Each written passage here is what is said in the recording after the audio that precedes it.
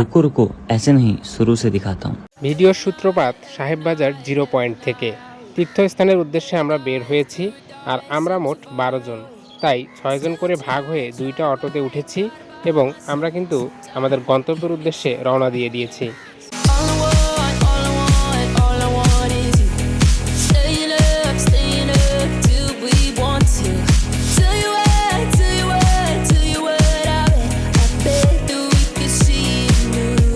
গন্তব্যের প্রথম স্থান ইসকন মন্দির বা শ্রী শ্রী রাধা ব্রজমোহন মন্দির।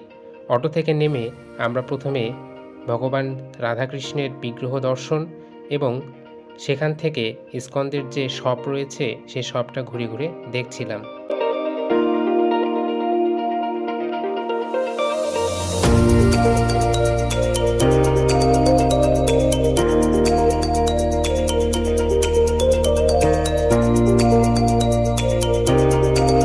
ঘড়িতে বাজে দুপুর 2টা।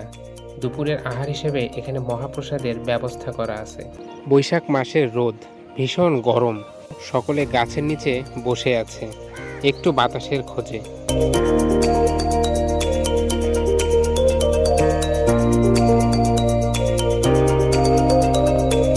যেহেতু দিনটা ছিল শুক্রবারের, তাই অন্যান্য দিনের তুলনায় এই দিন এখানে মানুষের ভিড় একটু বেশিই ছিল। আর আমরা প্রথম পর্বতে বসতে পারিনি, তবে দ্বিতীয় পর্বতে ঠিকই বসে গেছি। আর এখানে মহাপ্রসাদ হিসেবে দেখছিলাম যে ভাত, তার সাথে রয়েছে করলা ভাজি, ডাল, ধোকার ডালনা, টক পায়েস, সব কিছুই ভালো ছিল। এটা আমার বন্ধু সজীব। যেহেতু মন্দিরে বেশ খানিকটা সময় আমরা থাকবো, তাই ওকে বললাম আশপাশটা একটু ঘুরে দেখি। আশপাশ ঘোরা শেষে আমরা প্রধান কার্যালয়ে চলে আসছি এবং সেখান থেকে ভজনতলি, এইটা এই মন্দিরের পাশে অবস্থিত। হেঁটে আসতে আপনাদের বড়জোর 5 থেকে 10 মিনিট সময় লাগতে পারে। এখানকার এই বট গাছকে কেন্দ্র করে 3বার প্রদক্ষিণ করা লাগে, তাই আমরা এই গাছকে কেন্দ্র করে 3বার প্রদক্ষিণ করলাম। শ্রীপাঠ কেতুলি ধাম ভোজনতলি কি জয়। Hey there, what you drinking? 2 shots, let's pour it out. I know what you're thinking, but tomorrow won't come for us. This life that we're living, ain't never gonna give it up. Double shot for the gifted, and one more for us. শুরুতে ISKCON মন্দির, এরপর ISKCON মন্দির থেকে ভজনতলি এবং সেখান থেকে আমাদের পরবর্তী গন্তব্য গৌরাঙ্গ বাড়ি। তার আগে একটা কথা বলি, এভাবে বন্ধুদের সাথে ঘুরে বেড়ানোর মজা কিন্তু অন্যরকম, যেটা বলে বোঝানো যাবে না।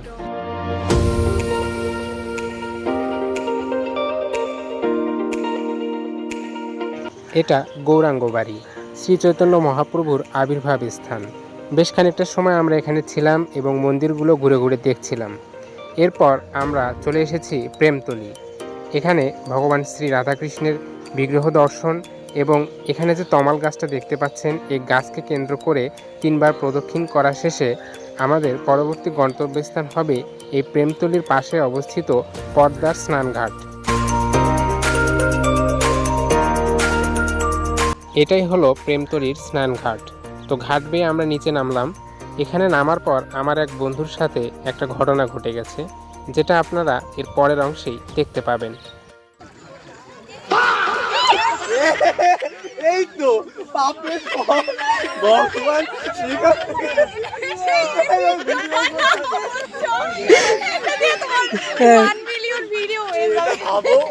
আসলে জায়গাটা অনেক পিচ্ছিল ছিল, যার কারণে ও নিজেকে সামাল দিতে পারেনি, তাই পড়ে গেছে। যদিও বিষয়টা একটু খারাপ লাগার, তারপরও বড্ড হাসি পাচ্ছিল। Remember, you don't get it twice, the time of your life.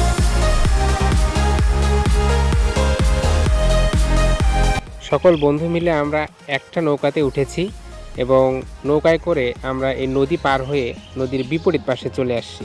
নদীর নিচ এবং চরের উপরের অংশ বেশ ঢালু। এই ঢালু পথ বেয়ে আমাদেরকে উপরে উঠতে হবে। এর মধ্যে আমি সহ বেশ কয়েকজন উপরে উঠে গেছি, আর বাকিরা এখনও উঠতেছে।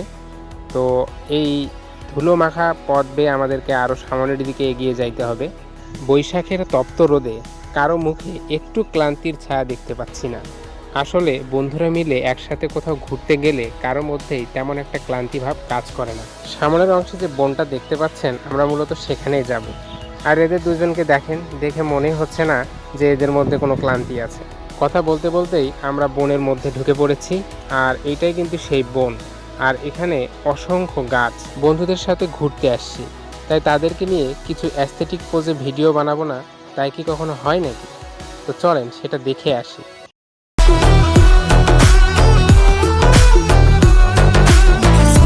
লোকালয় পার হয়ে নদী, নদী পার হয়ে চর, চরের পরে এই বন। আমাদের এই পথটা ধরে আরও সামনের দিকে যাইতে হবে।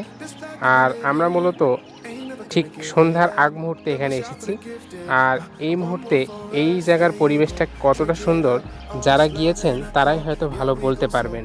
তবে এই নদীর ধারের কাছে কেউ যাবেন না। Stay all day, all night, living in paradise. Remember. বন্ধুরা মিলে ঘুরতে আসছি, একটু একটু তো দুষ্টুমি করাই যায়, তাই না বলুন? আর এটা যেহেতু আমের সিজন বলে কথা, আম চুরি তো করাই যায়।